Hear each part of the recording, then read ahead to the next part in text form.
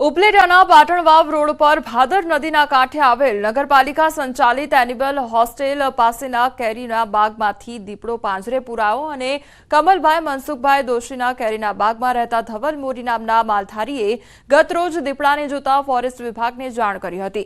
Forest વિભાગની team ઘટનાસ્થળે પહોંચી તપાસ હાથ ધરી હતી, જેમાં ગત મોડી રાત્રે મારણ કરવા આવનાર દીપડો આખરે પાંજરે પુરાતા આસપાસના વિસ્તારના ખેડૂતો અને માલધારીઓએ રાહતનો શ્વાસ લીધો હતો। ઉલ્લેખનીય છે કે માત્ર 5 દિવસ પહેલા પણ એનિમલ હોસ્ટેલ પાસેથી એક દીપડો પાંજરે પુરાયો હતો, જેમાં ફોરેસ્ટ વિભાગની ત્વરિત કામગીરીને લઈને ખેડૂતો અને માલધારીઓએ ફોરેસ્ટ તંત્રનો આભાર માન્યો છે। દીપડો પરમ દિવસે કાલે અમે જોયો તો રાતે ને આજે કાલે અમે જાણ કરતા વન વિભાગ વાળાઓને આજે સવારે એને પિંજરુની સગવડ કરી આપી છે અમને, અને અત્યારે સાંજે 9 કલાકે દીપડો પાંજરે પુરાઈ ગયો છે ને અમે બધાએ રાહતનો શ્વાસ મેળવ્યો છે।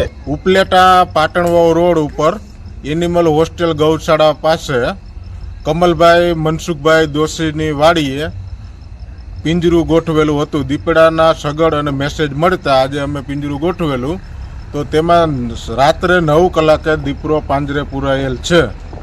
અને આની પહેલાં પણ 29/1ના રોજ ભીમભાઈ લાખાભાઈ ભારાઈની નેસના વિસ્તારમાં પણ દીપડો પાંજરે પુરાયેલ છે।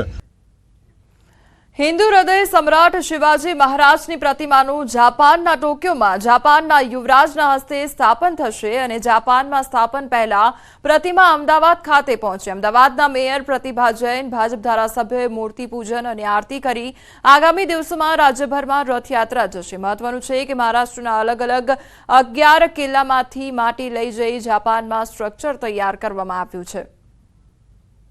हमारी संस्था एक सामाजिक संस्था है, पुणे महाराष्ट्र से हम लोग हैं।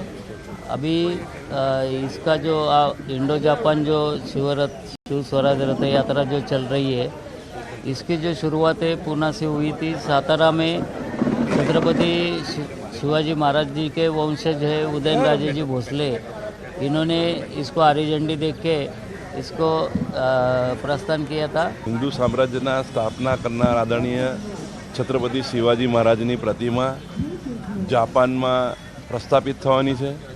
આ સ્ટીલની પ્રતિમા છે અને જાપાનના ધરતીકંપવાળા વાતાવરણને અનુરૂપ સ્ટીલની પ્રતિમાઓ પર ફાઇબર ચડાઈ અને આખા દેશમાં પરિભ્રમણ કરીને દેશના બધા જ મોટા રાજ્યોમાં શહેરોમાં ફરીને આજે અમદાવાદ આવી રહી છે।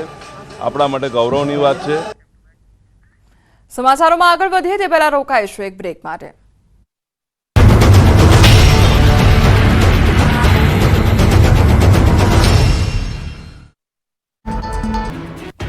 ગુજરાતમાં માવઠાની આગાહીના પગલે રાજ્યમાં વાદળછાયું વાતાવરણ છવાયું છે। ગામડાઓથી લઈને શહેરો સુધી સૂર્ય દેવતા ગાયબ થઈ ગયા અને ચિંતા લઈને વાદળો આવી ચડતા ખેડૂતોની ચિંતામાં વધારો થયો। ખાસ કરીને ઉત્તર ગુજરાત, મધ્ય ગુજરાત અને સૌરાષ્ટ્રના કેટલાક ભાગોમાં વાતાવરણમાં પલટો જોવા મળ્યો। બીજી તરફ હવામાન નિષ્ણાત અંબાલાલ પટેલે પણ ખેડૂતોના જીવ અદ્ધર થઈ જાય તેવી આગાહી કરી। અંબાલાલના મતે